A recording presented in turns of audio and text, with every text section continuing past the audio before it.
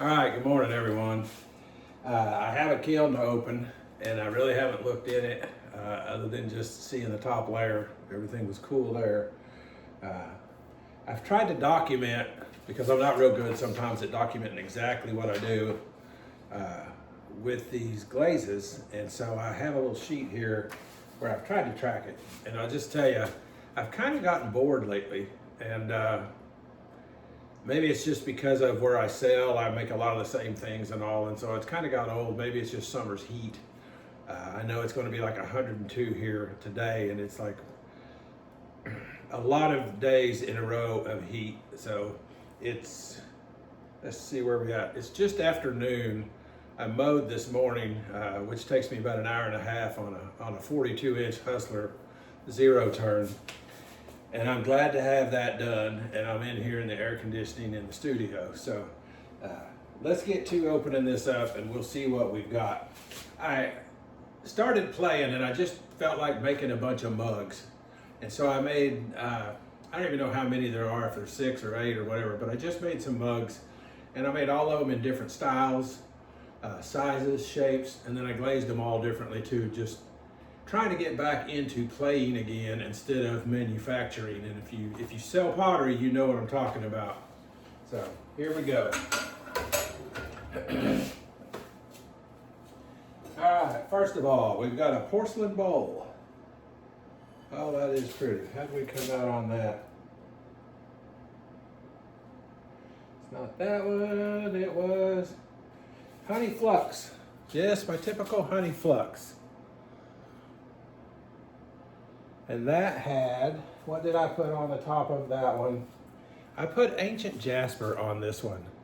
It's very subtle. You can see I did my little ribbon to it. And that came out very nice. That's a nice, see, I have huge hands, and that's probably about an 8-inch bowl or so. Turned out really sweet here. I always put my little catch grooves in here. So when I'm trimming, this is, most of my mug, or my bowls look this way. I'll try to put these little grooves in here. One, it helps if you're trying to grab a hold of it. But the other part is it does kind of, on these runny glazes, it really slows things down. But I love the little ribbon look. This came out with that a little bit of turquoise in the color, then you got a nice break. Just not too much ancient Jasper on that after you cover the whole thing with 3 coats of honey flux. Just put a nice little coating, maybe 2 layers of, 2 light layers of honey flux up there. And then you get that really nice little run right in here. Real pretty. I'm happy with that. And I'll guarantee you I've got stuff I won't be happy with. This little mug here, you know, is one of those that got twisted on the wheel. And so I call it an organic mug. And I just wanted to do something different with it. And this shows you, I think, a single glaze is sometimes all you need. You don't have to do blends. You don't have to mix them. You know, they break. This is Cirrus Flow. This is one of the Flux glazes from Amaco. And then on the inside, you get these nice little breaks on it. I just consider these either fun mugs or happy mugs. I love the way it feels in your hand. You feel the little, that little twist on it where we just almost lost it. And then sometimes I do that on purpose just to have it. And these will sell. You know, straight perfect mugs don't always, they just don't always sell. But something like that, people tend to gravitate towards the imperfections in it. Really nice. Cirrus Flow. 3 coats of Cirrus Flow on that one. All right. Here's one of the, see, this is part of the mugs I'm saying. I did all different styles. And I had quite a bit of texture in here, which the flow got to it. I put these nice little, just playing. I don't remember what I even used to do that with. Sometimes I'll use a little drill bit and just do that, or I'll use a chopstick. This is honey flux inside and out. And then blue Rutile went over the top. And then I did blue Rutile, textured turquoise, and iron luster. And I overlap them because I really want them to mix together. And I even did some different handles. These handles are different. I just really wanted to get out of my box for a while. But that's a nice mug. I like that.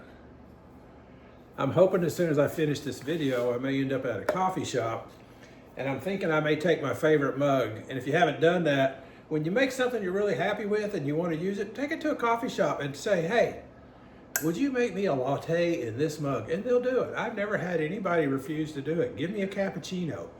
I used to make these little cappuccino cups, and I would take them in and have them just make me a cappuccino, you know, in one of my hand-thrown mugs. And it's enjoyable to just sit and enjoy something you created and have fun with it. I love that. And I have no idea whether I'm going to put these up for sale or not, because I may just love them all and clean out my cupboards with some old stuff and keep these. But all right. These, I'm going to bring these all three out together. These are some of the herb strippers that I throw them and my wife makes them. She cuts these little holes right here so that you can, you know, put an herb in it. Where are we at? Right here. And then strip it through, or unless you start on the inside, strip it out, and it takes the leaves right off of it and just leaves the herbs in there. And these she's making for Christmas presents.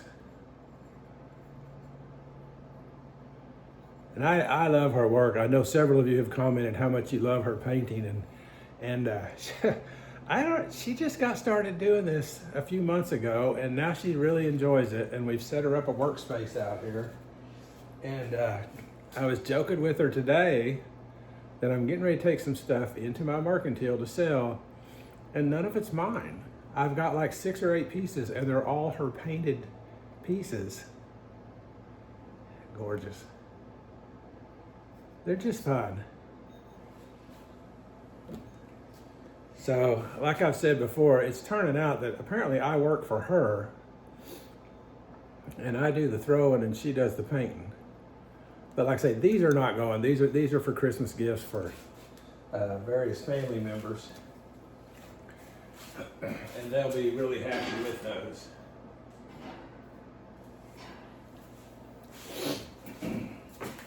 All right, this kiln I ran to cone 6. And so that top shelf was, she was starting to bend. She got really close to coming on down, and it turned out well. Wish me luck here.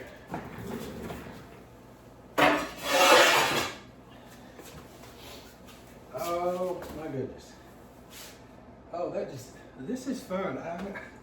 I'm having fun today because I got out of the box. Here's just one of my mixing bowls. It did not make the kiln load last time because it was just too full. And that's just honey flux with blue Rutile and textured turquoise around the rim. And that's a real nice one. You can see that.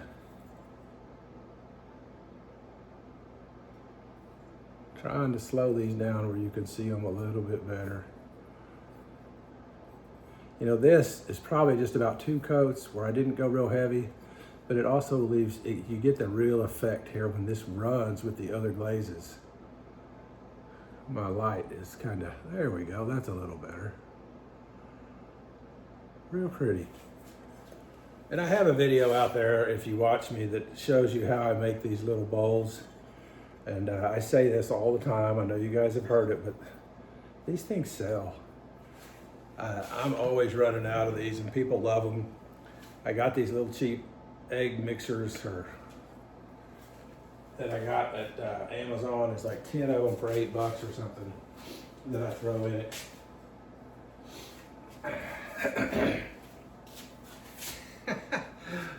I am really loving some of these mugs. Here you go. This little mug I threw, and then I carved it. This is Coyote Glazes Eggshell. And I typically buy this and dry in a bag and then mix it up in a bucket. And after I covered it on, then I went back and I took a trim tool and I scraped this away right here. And I wish you could feel this mug. It's so light, it's so comfortable in the hand. Yeah.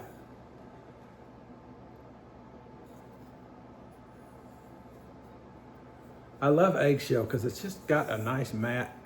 It's got a shine, but it's a real semi-gloss. Really pretty there, isn't it? Happy, happy, joy, joy. If any of you are Red and Stimpy fans, you'll know what I'm talking about. Happy, happy, joy, joy. I guess my kids grew up in a time when that's what they were watching. Real quality entertainment, I'll say. All right. This is another single glaze iron luster. And I did about 3 coats on it, and then in the middle I went just a little heavier because I really wanted a little bit of, you know, difference there. There we go. That's a little better if it's tilted.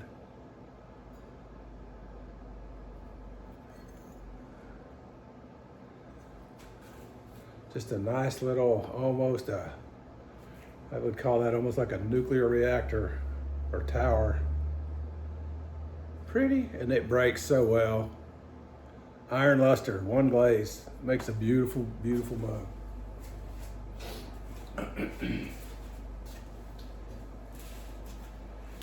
And I don't do this very often, but I mixed glazes here, Glaze companies. This modeling is Pam's Blue from Coyote. And it does tend to do that. You get this really cool model look on it. I've done some bakeware with this, and I really like it. I don't use it very often. I don't know why, I probably should, but. And then I put seaweed up here on the top to give it some run. And that little cone-shaped mug there just turned out fabulous. Fun stuff. All right, this next one's gonna take a bit. Holy cow. All right. It's a little bubble mug. I just made a bubble mug here. And I did my colors exactly the same inside and out. I covered the whole thing with honey flux, 2 coats of honey flux. And then I took a brush, just a small paint brush that you would paint with, that I get at Hobby Lobby. And I just started putting glazes like here, and then I would overlap, get back in here, and then overlap and overlap.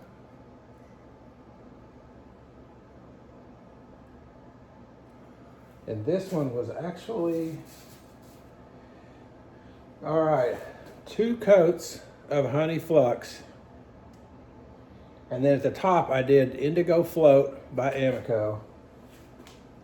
And then the next one, the darker, is the Downpour, which is a Celadon. And then I did Snapdragon. Look at that, the Snapdragon. So we got some reds in here in this Snapdragon. And then I went to Textured Turquoise.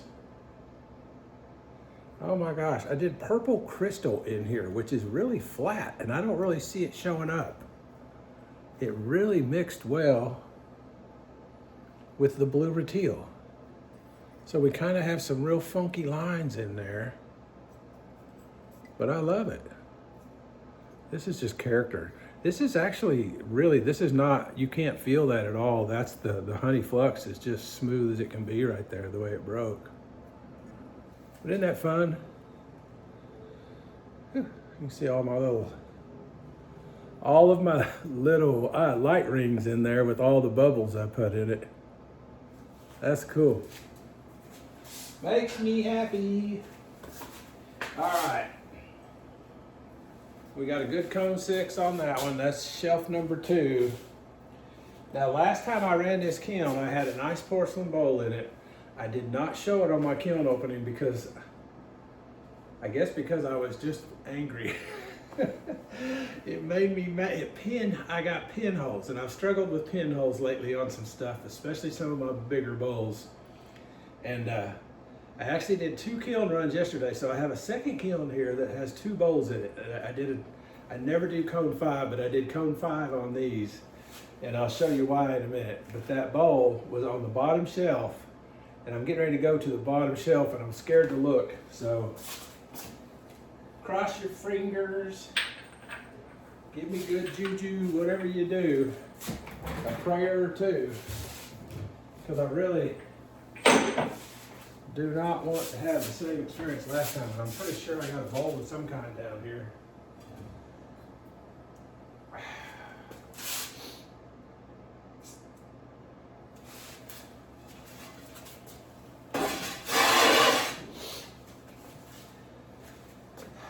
I'll tell you, I mentioned at one point about trying to get a little healthier, a little fitter. The wife and I went to a yoga class yesterday, and we've been going to the gym, we've been working out, we bought us some electric bikes. I have regular bikes too, and she convinced me to get an electric bike, but we went to a yoga class yesterday. And this old man is sore today because it was a workout, but it was good. I haven't done that in a while. All right, I see some fun stuff down here. I was, if you look at that, that is Bluestone by Amaco. That really gives you this break. And I have found, I did Bluestone completely inside and out, 3 coats. But I have learned that if I put oatmeal over Bluestone, I get these colors, but it darkens it up and gives me a shine. And so I just came over the lip with the oatmeal, so I've got that nice flatness here. Bluestone is just, I love Bluestone. Or if any of you guys are using it, let me know. I'd really like to hear your take on it, whether you like it or not, but I just think it's gorgeous.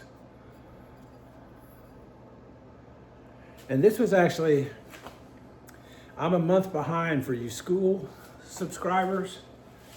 This was supposed to be my ice cream bowl that I never got because, of course, I'm trying to lose weight, so I made a smaller bowl. See how that works?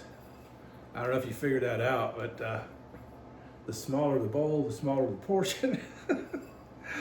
Okay, jerking your chain a little bit. But this was my ice cream bowl for me, and I don't eat much ice cream, but I like this little bowl. I love a footed bowl. I love to be able to hold a bowl like that. My favorite bowl in the house is one that's just a little bigger than this, and I use it a lot. But having that little foot on it just makes it all worthwhile. I just really wanted you guys to see this one. Bluestone with oatmeal all over it on the inside. That's 3 coats of Bluestone and then a coat of oatmeal, and then that oatmeal around the rim. Pretty.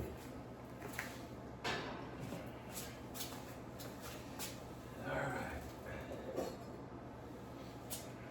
Got a couple more of these.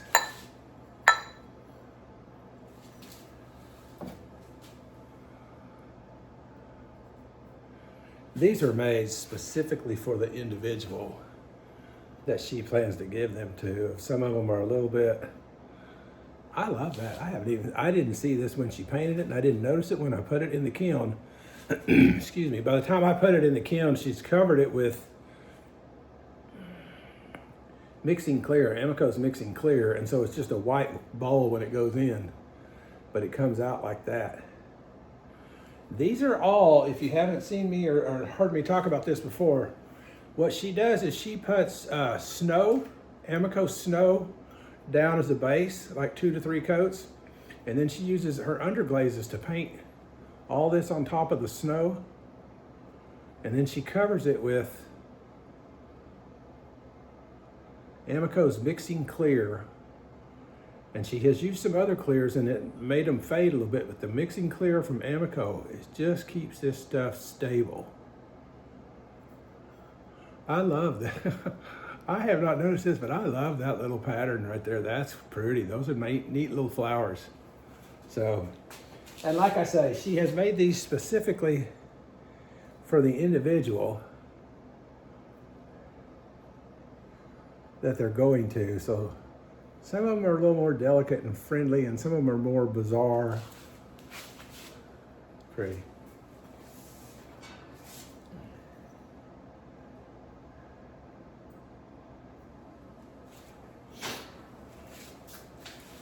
All right, here is like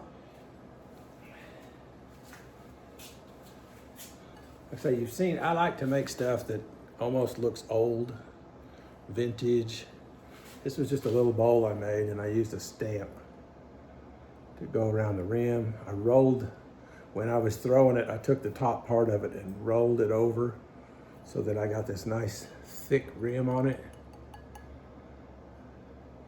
And then I came back with my stamp that I have, and I did this. This is Honeydew. This is another Flux glaze from Amaco, and this is, again, one glaze is all it takes sometimes.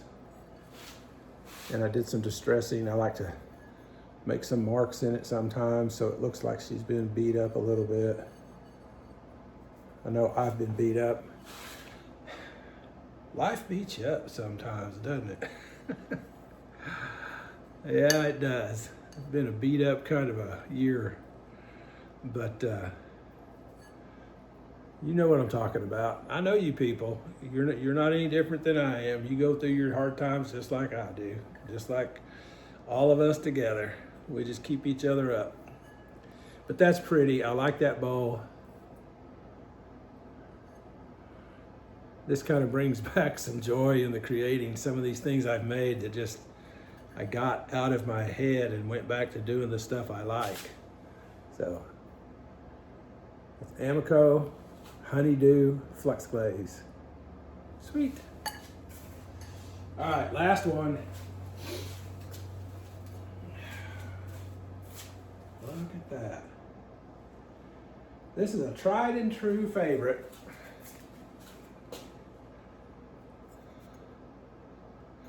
I took this and I actually used a square trim tool on the wheel, and I cut grooves all in it. So the grooves went all the way up and down, you can see that. And then I did textured turquoise times 2.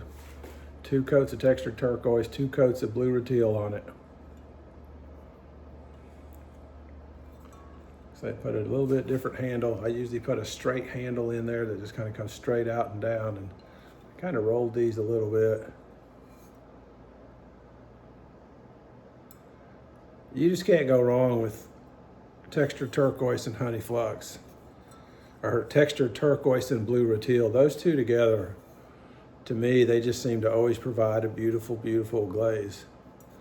But blue is my favorite color. I'll always come back to blue, and I have to really force myself to get away from blues because I make what I like a lot of times, and I enjoy other things too. So anyway, there's that. And then I'm going to go ahead and open this other kiln. Like I said, I have one refire in here, and I had one bowl. We got to a good cone 6 in there too. It was about like the second one. But I'll start with this one. And I saw somebody on another site asking about textured turquoise, making some funky color. Look at the bottom of that bowl. That is honey flux covered with textured turquoise. And you can tell, see, it's just all the way on the outside. I put my little ribbon on it. Let's see what I did on that one.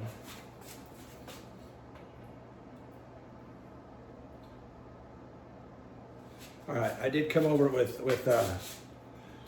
I came over this with textured turquoise, came up, it went on the rim. I did 2 coats of honey flux, and then I did all the way up and 2 coats of textured turquoise, and I put the textured turquoise on the rim, and then I came back and put Albany slip brown on it right there. But this in the middle, isn't that bizarre? I had another bowl that I put in a shop and it sold just immediately for like, I don't know, $42 or something. But that is so cool, the way that turned out. This is porcelain, just straight, clean porcelain. And I love it. It seems to me, it throws well, it fires well. And it has such a good feel in the hand. Nice. That one turned out nicely. Now here's the one that I'm gonna, this is a refire, and it was just pitted like crazy. And I don't know why. It's the same stoneware clay I use all the time. Came out of the same bisque, same glaze, together with so many things, and this one just didn't do well. One of my local experts told me to refire it at a lower temperature, and so that's what I did. I usually fire cone 6, and I ended up with this going to cone 5, but I still have these little pits in here, which I'm not comfortable with. The outside was that way too. If anybody can explain to me why that happens or how I can prevent it. I've tried to slow down my my bisque fires and go a lot slower with those to let things cook out of them.